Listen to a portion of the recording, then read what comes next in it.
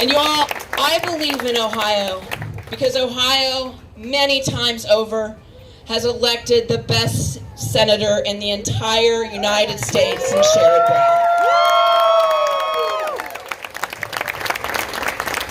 Sherrod's message is Ohio Democrats' message, and frankly, it should be national Democrats' message around the dignity of work, that all rights matter, and they matter to us in Ohio first.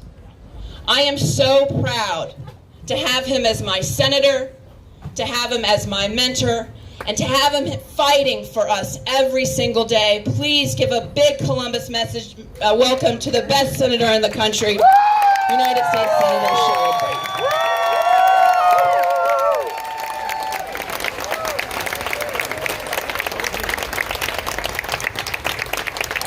Dan, thank you, and thank you for being here.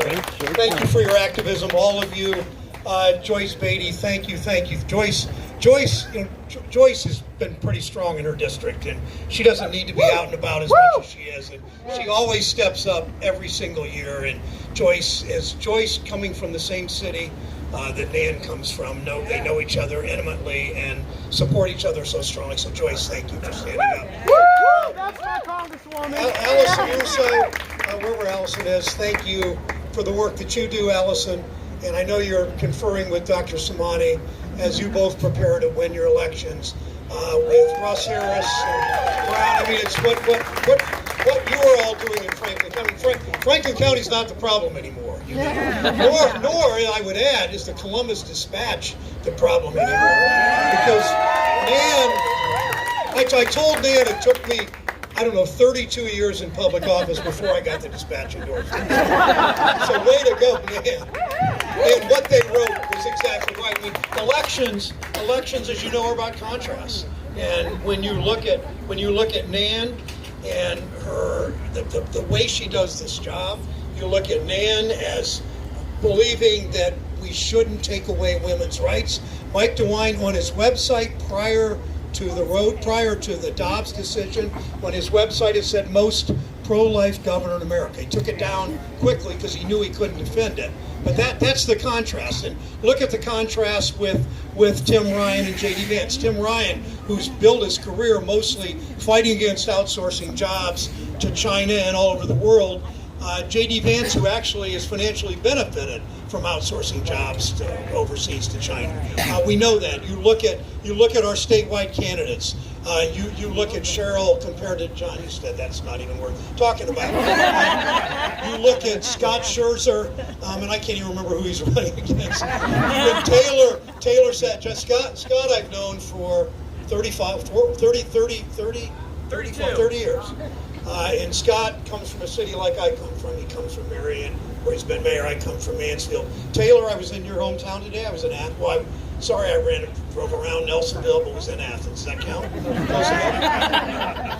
And Jeff's still here. Jeff, you look at, I just can't get past with Yost what he did with that 11-year-old girl. I can't, the arrogance and the just dismissing her out of hand, that little girl, and not apologizing when he did what he did, and the outrage of all that. And Chelsea Clark running for Secretary of State. She keeps moving around the spot. Chelsea, some of you remember I was Secretary of State, and one of the things we did, think about what LaRose did compared to what she will do. But what LaRose still brings into question the honesty of elections in Ohio when he's running them. And when we've had 100 years in Ohio, fair elections. When I was Secretary of State, one of the things we did was I went to the McDonald's Corporation. They printed 1 million tray liners. So when you go to McDonald's, they put the piece of paper in your tray. You could register to vote on that piece of paper. And thousands registered to vote. Some with ketchup stains or mustard stains, they still counted. Now LaRose is doing everything, not registering people to vote, but finding ways to disqualify voters. So you know all of that's going on. Not to mention the 3 Supreme Court justices who have done everything to rig the political system so that making Allison's job so much harder in the legislature, and the fact that we have a 12-4 congressional district ratio, congressional district delegation, entirely because of redistricting, and you know that. That's why these races are also so important. So as you listen, I probably sound hoarse to you because I've been talking too much, but this is kind of how I always talk. And so I want to tell you a story, true story. Those of you that heard it, I apologize. I know you've heard it. I apologize, Andy. But so the true story, my wife and I were at an event like this, and everybody was standing, all crowded to get sort of bunched together. And as I started, true story, I started talking, and this guy turned to my wife. She had never seen him before. And he looks at me while I'm talking. He says to Connie, he said, "I hate that guy's voice." I said, "Yeah." He said, when that guy speaks, it's like fingernails on a blackboard. Oh my God. Connie said, "I like his voice." He said, "You like that guy's voice?" And she said, "Yeah, you know when I really like it?" She goes like this, he leans and said, "I really like it when he wakes me up in the middle of the night and says, 'I love you, baby.'" First story. Let me take off. I'm not going to talk long. We've been here a long time. I want to take up on what Joyce and Nan said about the dignity of work. Sorry for the history lesson and even the theology here a bit. Pope Leo XIII, about 120 years ago, I believe the first international figure that really exalted the role of workers and lifted up workers and used the term dignity of work. He wrote something called Rerum Novarum about how important workers are and that these large industrial concerns should treat workers well. 60 years later, Dr. King used the term dignity of work. And I go back to, in 1968, Dr. King was killed in Memphis. You all know that.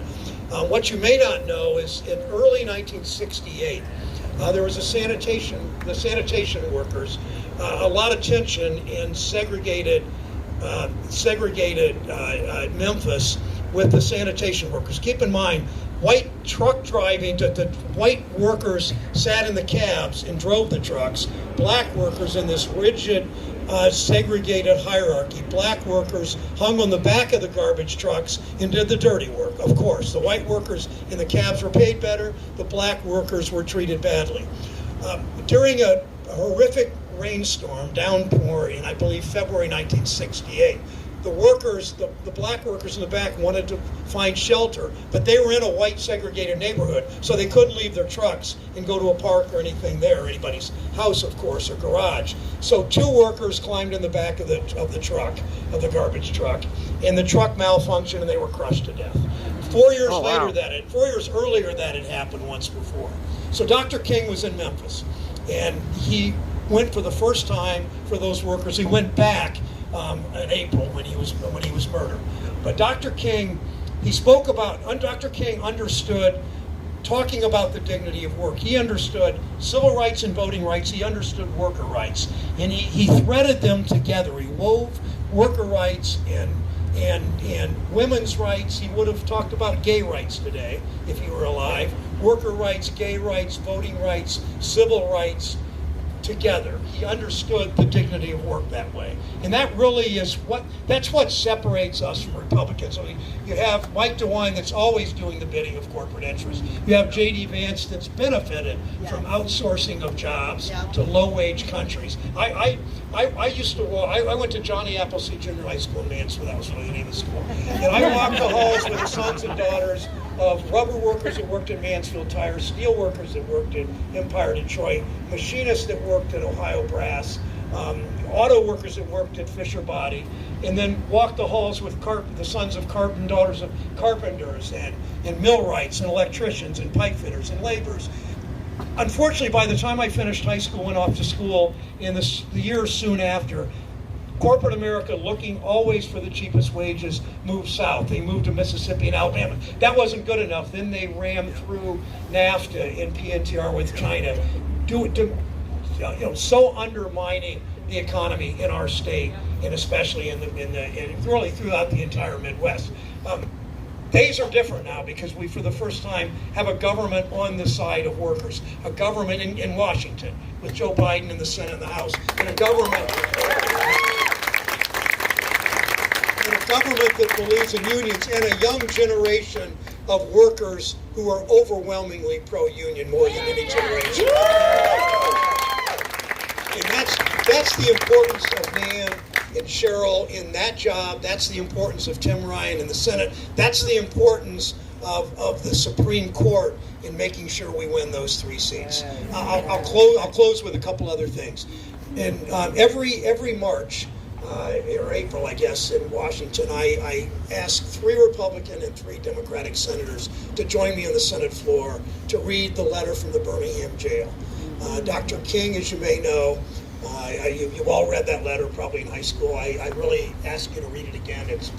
My wife is a really good writer. I appreciate good writing. Dr. King, probably the best orator of the 20th century. Also one of the best writers. When you read that, you see that. And Dr. King, the line he wrote, so the 7 of us go to the floor and read this letter. You may remember Dr. King sent this letter to the moderate ministers in Birmingham. He sent this letter to them because they said, Dr. King, we're for voting rights, but be patient. Just got to be patient. We'll get there. And Dr. King had it with being patient. This was 1963. So he wrote this letter, and I would add that Chelsea's, where's Chelsea now? Chelsea? I can't keep up with Chelsea. Chelsea, slow down.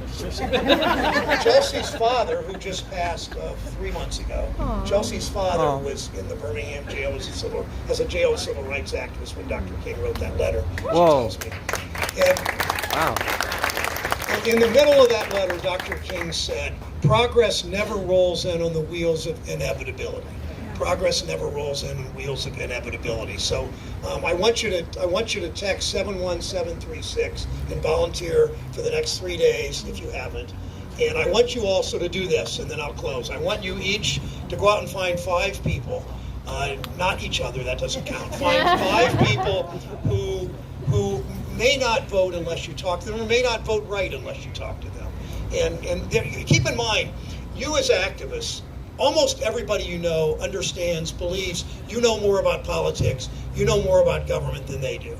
And they will listen to you. So go find 5 people from church, from school, from work, a family member, a cousin, a ne'er-do-well uncle, whatever you need. Find 5 people and make them, adopt them, make them your project. Take them to early voting at the Franklin County Board of Elections or wherever you are. Or help them fill out their absentee ballot. Take them, go with them on election day, whatever it takes. If you to follow Dr. King's progress never rolls in the wheels of inevitability, you do that. You find those 5 voters. You can make such a difference up and down the ticket this year. It will make our state better. It will make our country better. Thank you again for your activism.